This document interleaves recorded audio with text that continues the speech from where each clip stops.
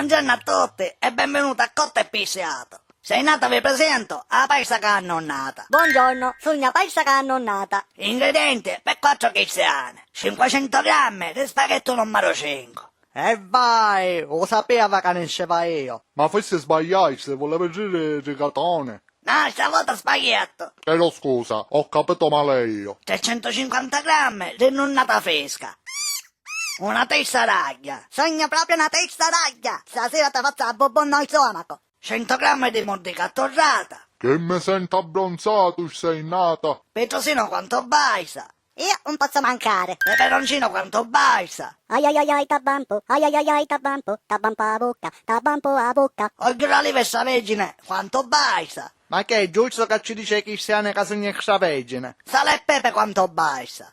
E il sogno meglio lo aglio. E ciù, Mettere la pignata con l'acqua o sale e calarci spaghetti appena voglia.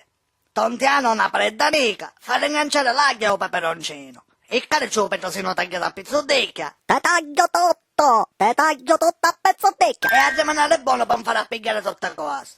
A questo punto si deve carici delicatamente annonnata e aggiungerci un cuppino di acqua di paisa. Dopo qualche minuto, i salati a me subito e sfumare con vino bianco o un bello passetto. A sudare ancora più assai subito prima che si abbriciano tutte le cose. Scolare la paisa e aggiungerla insieme a tutto il condimento. Servire cavolo a piatto con una cianticchia di petrosino in capo e la mordicca attornata precedentemente. E come si dice in questi casi, cotto e pissiato.